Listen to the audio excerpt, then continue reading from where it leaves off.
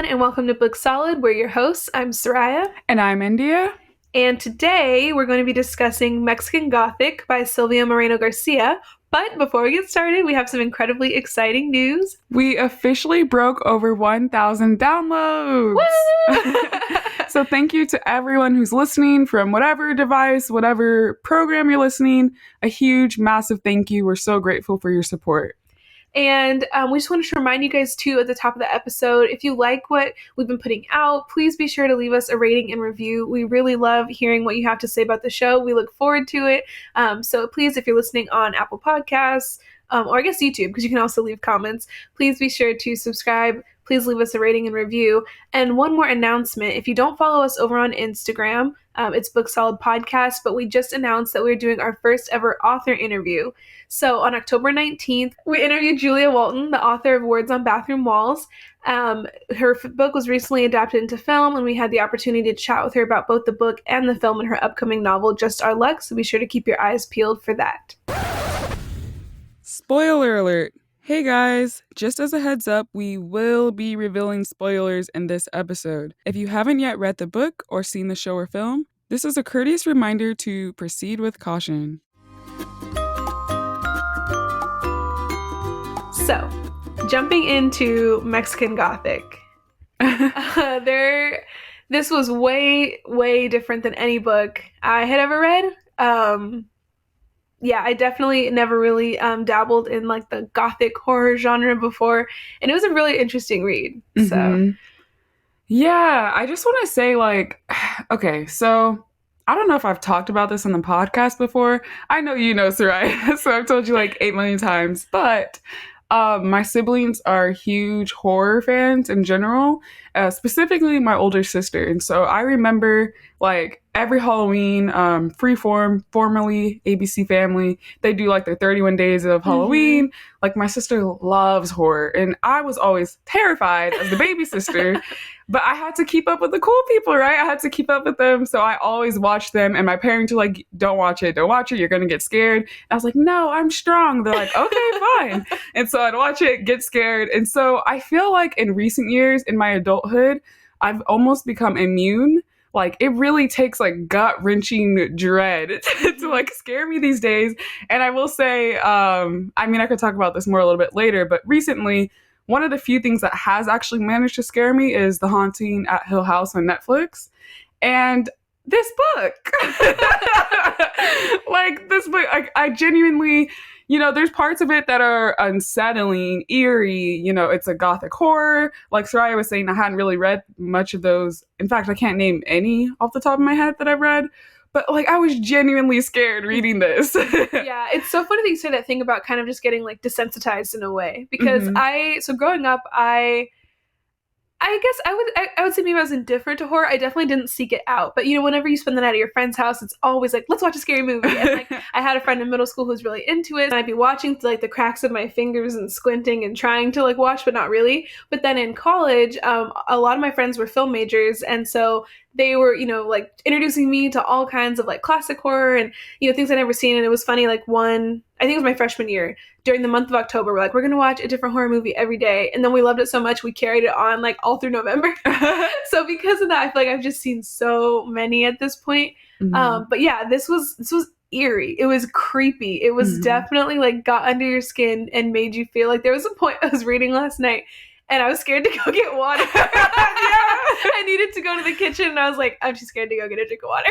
Same. Like I stopped at a chapter and I wanted to keep going. I'm like, no, I need to stop because I'm calm now and I know it's about to get scary.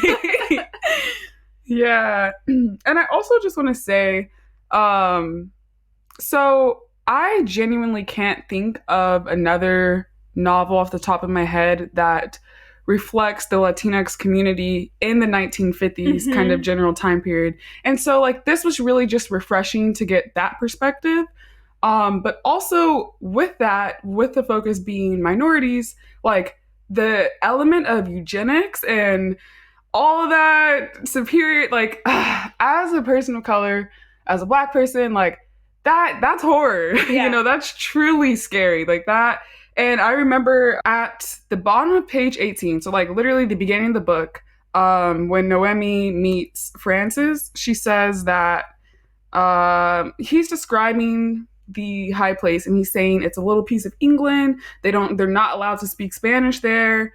And I wrote, I'm getting racist energy from Uncle Howard. But yeah, so he says that, and I'm like, okay, they're racist because, like, I mean, not there collectively, specifically Uncle Howard, but it didn't strike a good chord in me. I mean, just the rules that they have with the high place, it was just deeply unsettling. Like, and that was even before we got into the whole eugenics talk, and I was like, Noemi, get out. Get running. Yeah, exactly. There were some things that I wrote down that I was like, are they this, like, that very first conversation when they're at dinner and Howard is talking to her about the intermingling of superior and inferior races. And let me see if I can pull up the exact quote here, because I was flabbergasted that he was really just saying this to her like it was no big deal. Mm-hmm. He said, what are your thoughts on the intermingling of superior and inferior types?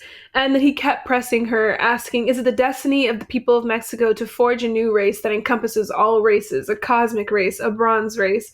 And it just continued to press her and press her. And I was like, this is very strange. And then even going further, there was a part when Florence was talking to Noemi, and this was like right before she was supposed to marry Francis. Mm-hmm. So she's helping her get ready with the wedding dress, and she takes it upon herself to tell Noemi that God knows what a degenerative strain runs through your body, an outsider, a member of a disharmonic race. Oh, nope. And I was like, oh my gosh, like, it was just astounding to me. And India and I were kind of talking about this before we went on air, but and I know we say this every episode, so bear with us, but did anybody else get Out vibes from this? Like, Mm-hmm. It just was so, to me, it was, because, like, you have this patriarch who is taking people's bodies and using it for himself.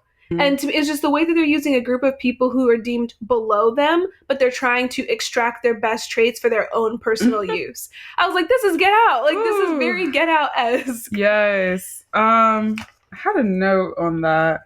Okay, see, my notes are incoherent because all I wrote is, no, this is Get Out, not Francis, no. Not Francis. So I don't even know what that's in reference to. But yeah, guys, like, okay, again, huge Jordan Peele fan, Monkey Paw Productions, all that, love Get Out, but you can't help but if you have seen the film, draw parallels, for sure. Yeah, and if you haven't, please watch it, please. But it just added a whole nother element for sure. And I guess really quickly, I want to just kind of touch on the house itself. Because the house, I feel like the house was almost a character. I was just going to say that the house in and of itself was a character for sure.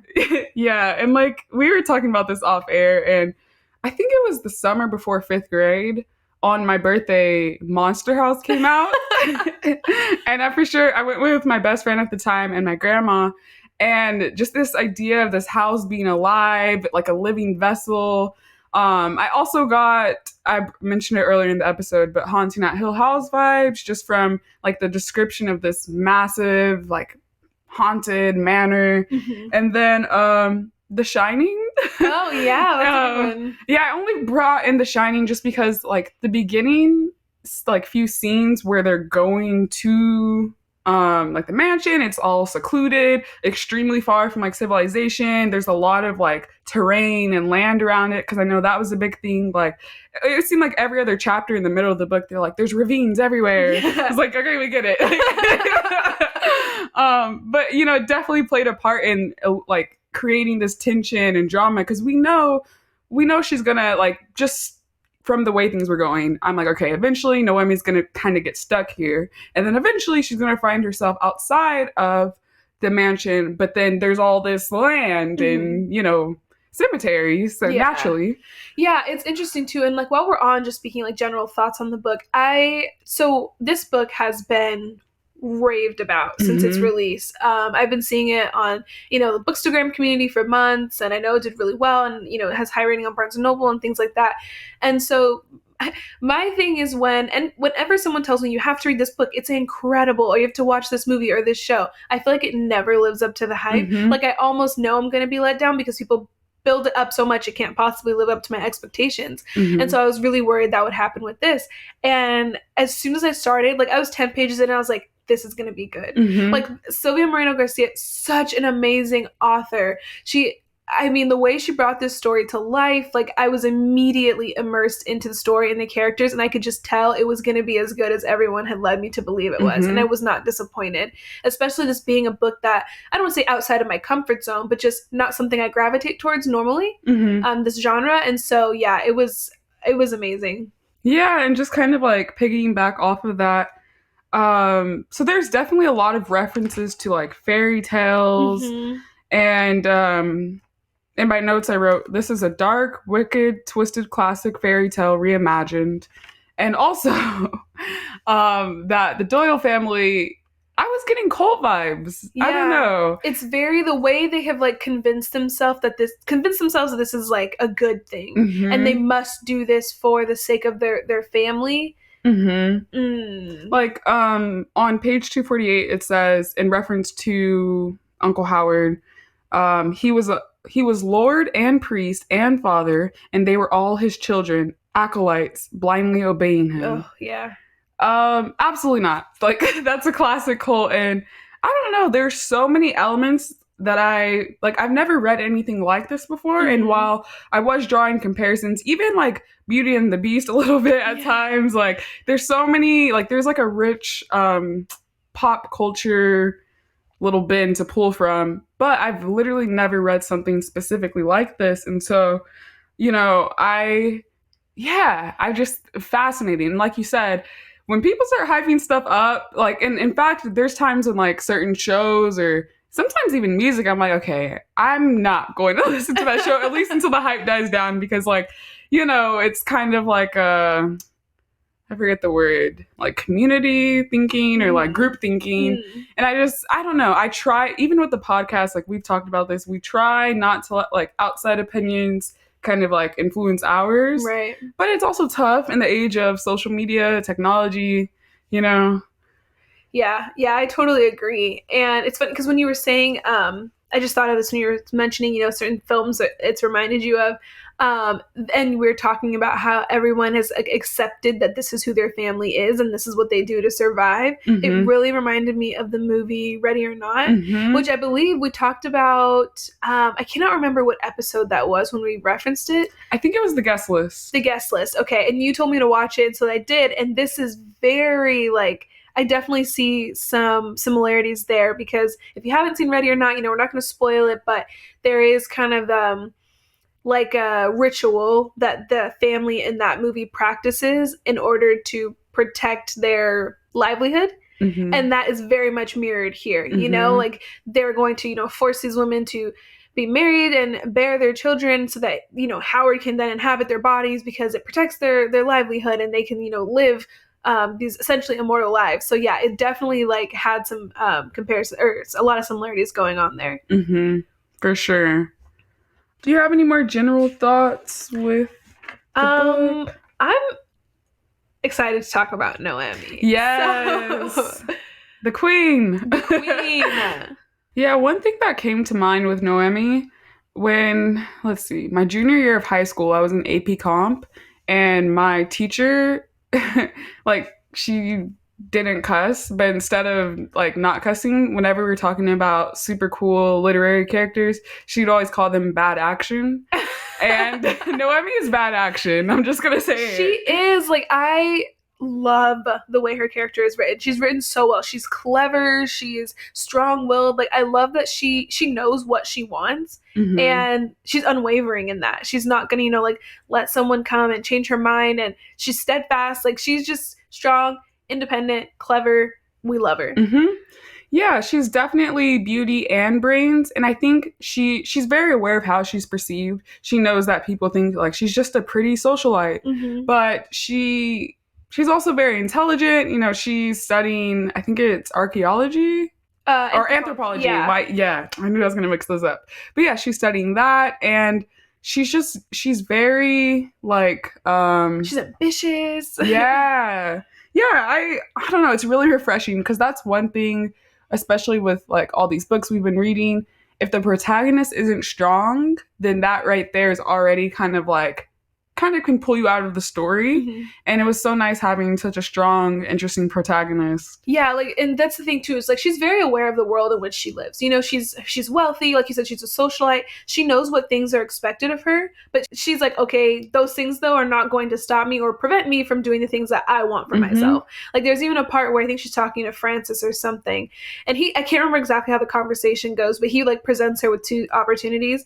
Or presents her with two choices, like, well, are you going to do this? And she's like, why not both? And it's just like that sums her up so well, because she's like, okay, I know, you know, what my father wants from me. I know what society expects from me, but I also know what I want. I want to get my master's in anthropology, and I want to be my own full independent person. And so we love it. And I just love how clever and witty she is. There was that line, I can't remember what page it's on, but after she gave Catalina the tincture, I think it was called, and she had a seizure. She had a seizure, and Florence was like, oh, you deserve to be slapped. And then Virgil echoed that. He's like, you should be slapped for that. And Noemi was like, if anyone's getting slapped in this room, I assure you it's not going to be me. Love her. Yes. Let's see. One thing with Noemi, though, like, because she's just this fascinating character, it physically hurt me that like multiple times in the beginning of the story, you know, she's befriending Francis, possibly even liking him, like he's different than he's not like other guys. And so but Francis is trying to look out for her because he also really likes her. And he's like, yeah, you need to leave. Like, and her stubbornness. She is strong-willed almost to a fault. Sometimes it does lend itself to being stubborn. And like, I get she doesn't want to abandon her cousin, but to me it felt like you can see something is not right here. I immediately like either would have like snatched my cousin and left, or left and come back with forces. My father, my cousins, you know, like we're coming in droves to take her. Like they have no claim to her. Right. And you know, about halfway through the story, it's, let me see if I can get that in my notes. Because like you said, you know, I started to feel like, okay, I understand she doesn't want to just leave Catalina behind or Francis, but it also is like, you're just one person. You don't have any weapons. You also, like, she doesn't really have, in order to even get messages to her father, she has to go into the city. And she's at the mercy of them because they don't want her going into the city, and just, like, sneak and beg every time. Exactly. And so, but there was one part towards the end when, like, everything is just happening all at once. And I believe it was Uncle Howard or Virgil who says, and don't even think about getting your father. You think once he gets in this house, like, we're gonna let him back out? And I was like, oh no, they're like, what a shame if he would fall ill to some disease. Yeah. And so I do kind of like get that, but she had like ample time. Like she was out. She was, you know, in the city. She was talking to Dr. Camarillo. She was talking to Marta. Like, and she knew when she got there something wasn't right. She knew when she saw her cousin. To me personally, if seeing the level of control that is exerted by everyone in that house about like other people's actions, red flag. Like I feel like day one she knew something was up, and that would have been a cue to try to come up with a different plan or strategy, especially if you're seeing how stubborn they're being with like letting you see her. Those scenes where she kept asking Florence to see Catalina, and she was like, she's resting. No, you can't see her. You can't see her until tomorrow. It made me livid. Because like the way Noemi was talking about her relationship with Catalina, I know Catalina's 5 years older than her, but they kind of grew up together and were really close. I have a cousin who's 3 years younger than me, and we're also very close. So in my mind, I was picturing my relationship with her as I was reading this. And I was like, if something was wrong with my cousin and I went and this family that's known her for what, a year or something, was treating me like this, like I would be raising hell. So it was just, it irked me to no end to see like how they just would not even let her talk to Catalina. Like, who are you? Who are you to tell me I can't see my cousin? It was infuriating. Right. And I felt like a lot of those interactions when she finally was able to talk to Catalina for literally 5 minutes. And that's one thing about Florence. She was always on time. Oh, yes. Like, you know, I felt like Noemi was and she says this at the end. There's a line where she's like, you know, I should have kind of went with my gut. Like, I knew something was going wrong. But, you know, the way that her cousin was acting, like, girl, it is not tuberculosis. It is not tuberculosis. And, like, I knew the second that doctor came, I knew he was a quack, too. I was like, the doctor's not treating her. They're just, like, sedating her or, like, giving her whatever it is to make her this way. also, it was driving me crazy because as soon as she got there and she had that first dinner, I was like, they're poisoning her. Yes. And so then, like, as the book goes on, she's talking about how she doesn't have an appetite, how she feels sick, she's having a headache. And I'm like, they're poisoning. Like, how does she not realize they're poisoning her? Yeah. Yeah. And just those dinners, no talking. And then they're always like, just their rules in general. And it's also kind of interesting because, like, I don't know, the way that I was raised, whenever we had guests over, it was kind of like everyone on your P's and Q's, like, definitely tend to your guests. Like, can I get you a glass of water? Like, you're at home. Yeah. And they're just like, this is our structure. You came into our structure. You need to assimilate immediately. And I think that also kind of speaks to, like, this whole overarching eugenics kind of superior race theory they believe in. But I was like, Noemi, I'm so stressed. Like, I don't want anything to happen to you. And I understand, you got to save your cousin, but you can't do this alone. Yeah, like, and basically, and what ended up coming to pass, I'm like, you're just going to end up trapped here too. Exactly. And so then when the book started to really pop off, and okay, so that part where Noemi, she said she was going to leave and it was her last night, and like, you have to say bye to Howard. Mm-hmm. I was just about to say that. I thought that was a dream. Like, when she went up there and he, like, put that, like, black bile, whatever, in her mouth. And, I'm like, oh, it must be another one of her nightmares. And then I was like, oh, no, they actually did that. Disgusting. Oh, it makes me feel sick just thinking about it. Okay, I'm so glad you brought that up. Okay, the moment that they said that they were going to have this dinner, and at the very end, oh, we need you to say, all of us are going to go upstairs to say goodbye to Uncle Howard. No. Yeah. And but because she's, again, she's stubborn, she's proud. She's like, you're not about to scare me. She said, I would love to, or something like that. Yeah. And I was like, no, this is a setup. You're going upstairs with everyone.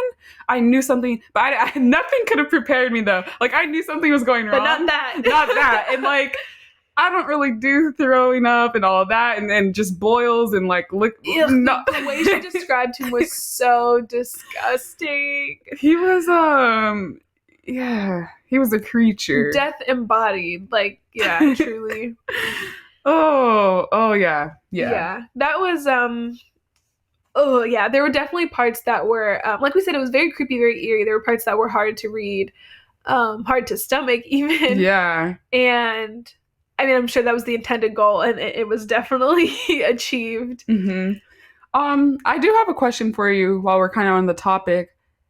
At some points, like, I feel bad because I know Catalina's hands were tied, but I almost feel like she set Noemi up for failure just because, like, and granted, Catalina has been poisoned, kind of kept in captivity, so I understand she's not in her right mind, but the fact that, like, and of course, Noemi, they're super close, but I'm just like, girl, so you call for your cousin, and she doesn't even understand the severity of everything. She thinks that this could be, like, some kind of, like, psychological, just like mental disruptance. Yeah. And I'm just like, but then again, of course, like, if she hadn't, we wouldn't have gotten this story. But I'm just like, Catalina, why didn't you call for, like, family? Like, send in. Like, everyone in our family needs to show up to, like, immediately and with weapons. Like you're saying, like, it seems like, and I know she's not in her right mind because of what they're doing to her, what the house is doing to her. Mm-hmm. But it just almost seems like Noemi coming there was going to result in nothing but Noemi being stuck there too. Exactly. Exactly. So that's my concern. It was like, did she not, like, think that, like, oh, this Noemi could just fall victim to this, like I did. Now we'll both be stuck here. I mean, ultimately that's not what happened, but yeah. And I don't want to sound like we're victim blaming because of course, absolutely not. We don't do that here. Yeah, no. Yeah. They can take that somewhere else. But, yeah, it was just like, especially, and like Noemi's father choosing to have her go. Exactly. It was just like, I hoped that if Noemi didn't come back, that he would eventually show up. Yeah. But then Virgil kind of like nipped that in the bud. Yeah. He's like, you better make your letter convincing. Yeah. So I guess that's what I was trying to get at. Like, it almost felt like the world was kind of conspiring against Noemi. And I'm just like, dang, like, I feel so bad for her. This is terrifying because it's one thing to deal with, Virgil, it's one thing to deal with Virgil's megalomaniacal self, but then to deal with an entire family, like, all she has is Francis, and even then, he's very trepid and just timid, and he doesn't want to go up against his entire family and the house. You can't, it's literally a mansion you're also fighting against. Yeah, So and Noemi was definitely a driving force in getting him to see that there could be more for him, like beyond this house, you know? yes, for sure.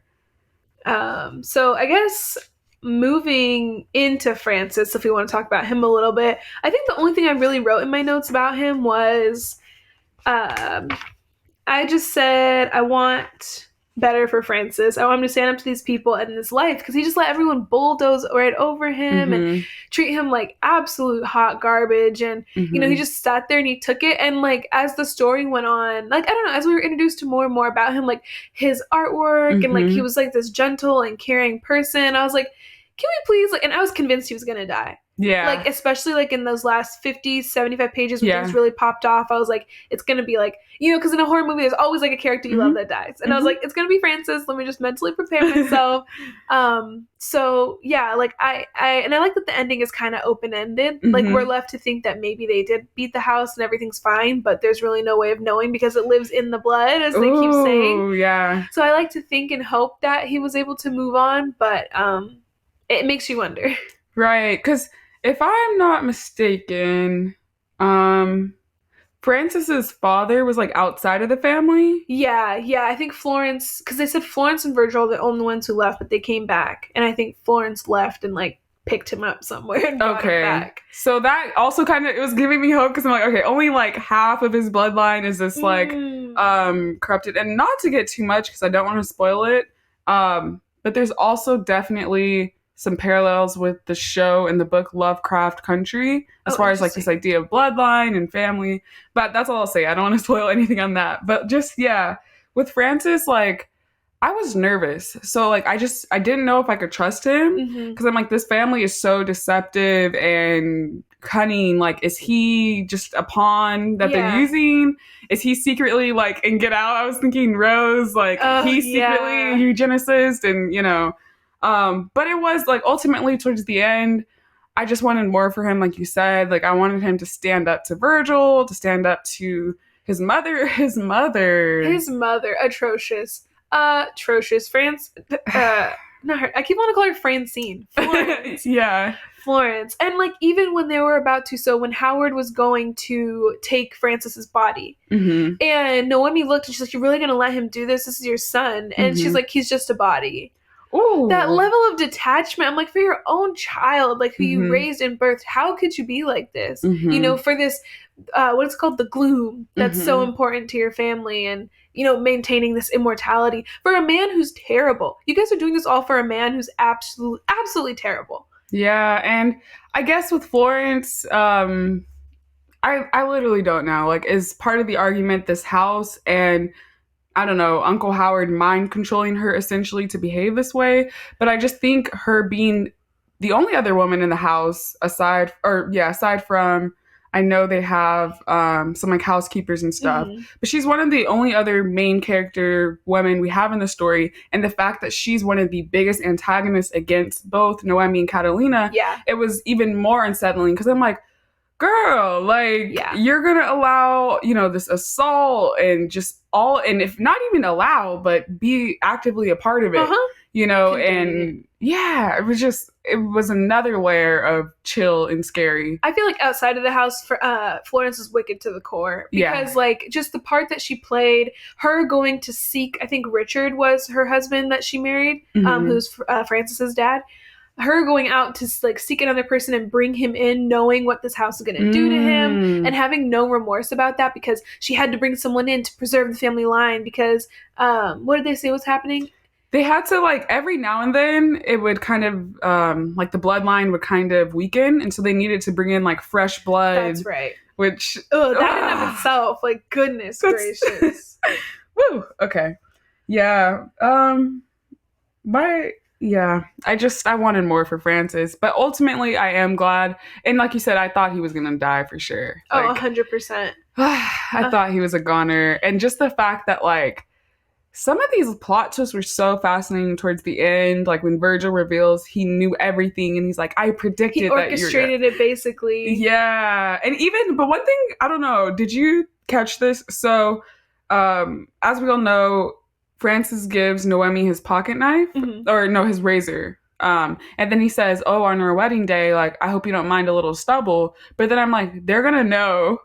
Like, if you show up with the 5 o'clock shadow, yeah, they're going to be like, why didn't you shave? Where's your razor? You know? Interesting, yeah. So, yeah. Yeah, it's funny, like, those last 50 to 75 pages when things really go crazy, it truly, it was a horror film in my head. Like, I could see it all so clearly. That moment, can we talk about Catalina being the real MVP twice? When she stabbed Howard, and then when she killed Virgil. Like, cold blood. And like, he deserved it because he was like disgusting and atrocious and terrible, and he was about to like ruin all of their lives, and he had done sickening things to all of them. He had to go. They both did. He had to go. But just the way that Noemi described Catalina doing it, I was like, ooh, like she's is not one to be messed with either. Yeah. And it's also interesting just because, like, you know, throughout the book, Catalina is like this whimsical. I picture her to be like soft-spoken, always talking about fairy tales. And so to see her coming on the attack, she snapped. Like, when she snapped. Yeah, and I think that also really spoke to her treatment, because from what I understand, Noemi throughout the book made a point to say she's one of the nicest people ever. She was just, you know, a great cousin, very caring. And so she was saddened to see her cousin kind of fall into this family, and she's like, how did this happen? I can tell that Virgil is mistreating her, and and so that ending, I was like, oh, I know, because like I remember, so she knocked out Virgil, and then she like grabbed Catalina, and the maid started like freaking out because the house had been damaged or whatever, and so like broke its hold on her, and so she tried to choke Noemi and Francis, and then they killed her then.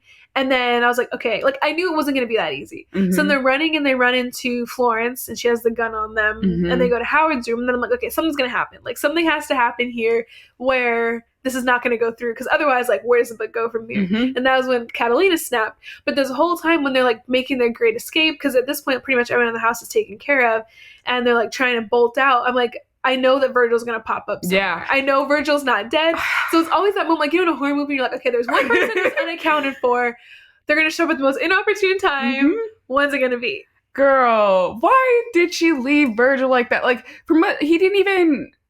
he wasn't even unconscious, I don't think. Like, he fell off the bed. Okay, I guess he was like mildly unconscious, but I'm like, you didn't even lock the door behind you. Something. Of course this man is going to get out. He's one of the most evil ones in this book. And to me, from what I gathered from their conversation in the crypts after Virgil found them, was like he was faking it. Because he wanted her to take the tincture and like have that moment of clarity. So to me, I felt like, oh, like he was definitely faking when he was knocked out. And she even had that thought of like, that she wanted to stab him with the razor, and she was like, no, but I'm in a hurry. I'm like, no, girl, do it. Yeah, I was like, I know. That's what I, like, with, you know, okay, watch a lot of horror films. I know, I'm very familiar with the horror genre. Like you said, if you let him go, he's gonna come back. Yeah, it's like that moment they always like, they hit a killer or like the murderer, whoever, and they turn their back on them. Or like they walk away and they think it's gone, and I'm like, no. And also, I'm like, girl, she's been weakened, you know? I'm pretty sure right before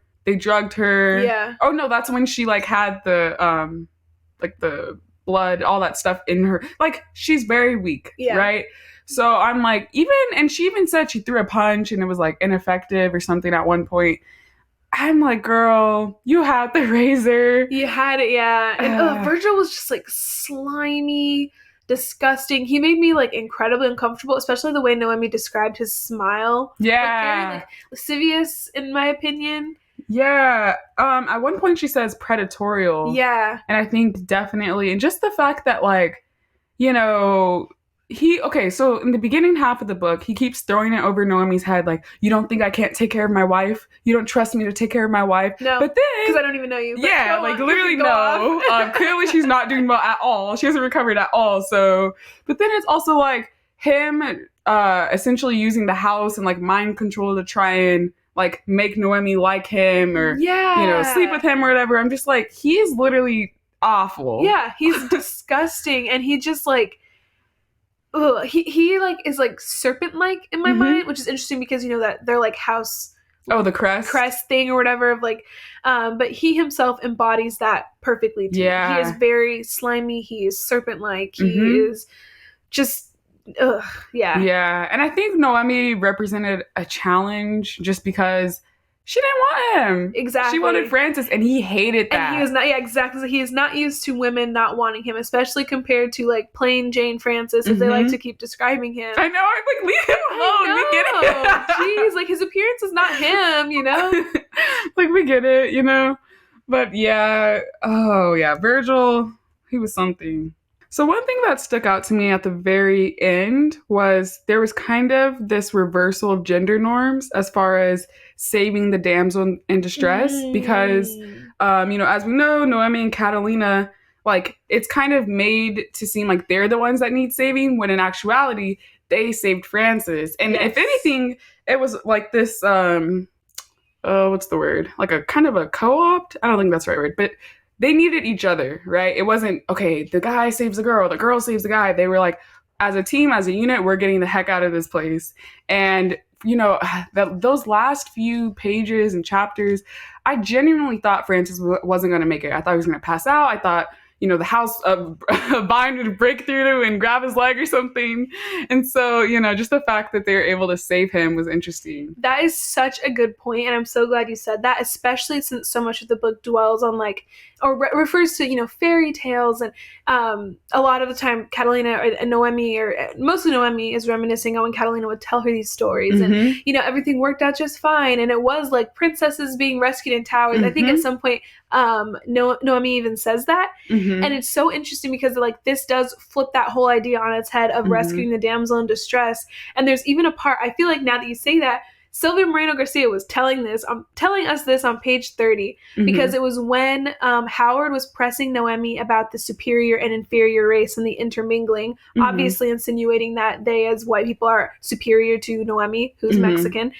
And she said something to him about a paper she read, and then she said, it turns the whole superior and inferior idea around, doesn't it?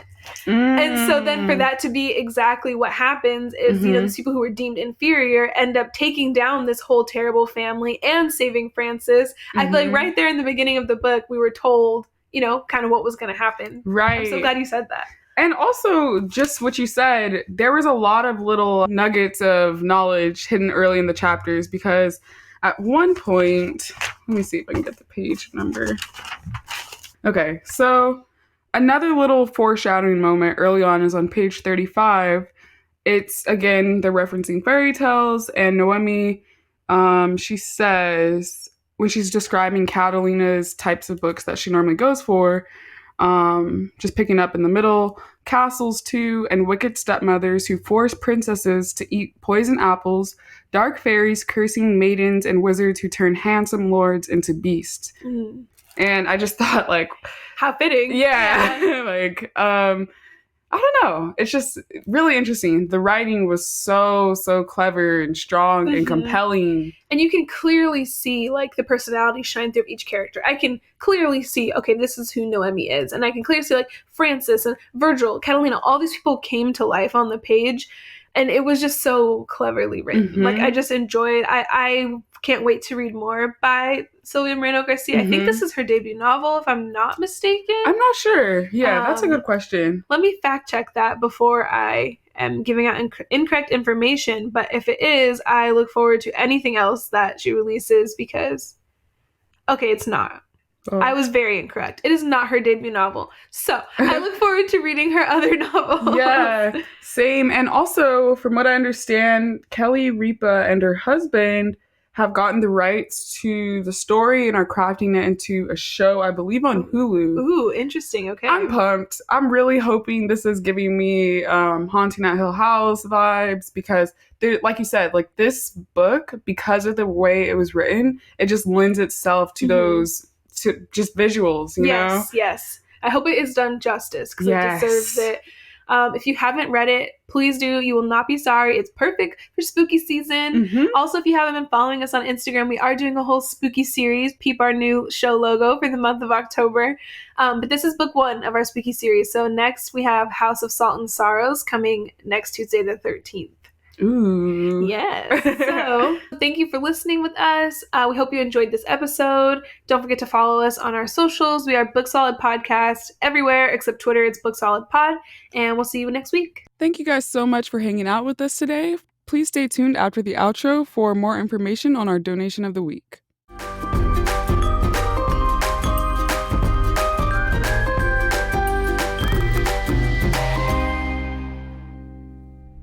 For this week's donation, we have chosen Be the Match Foundation.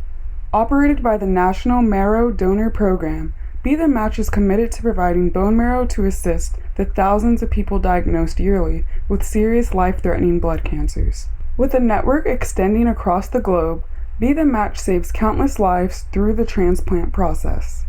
We would love to support this foundation and the lives of patients in need of bone marrow transplants in any way that we can. For more information on how to donate, please visit our show notes.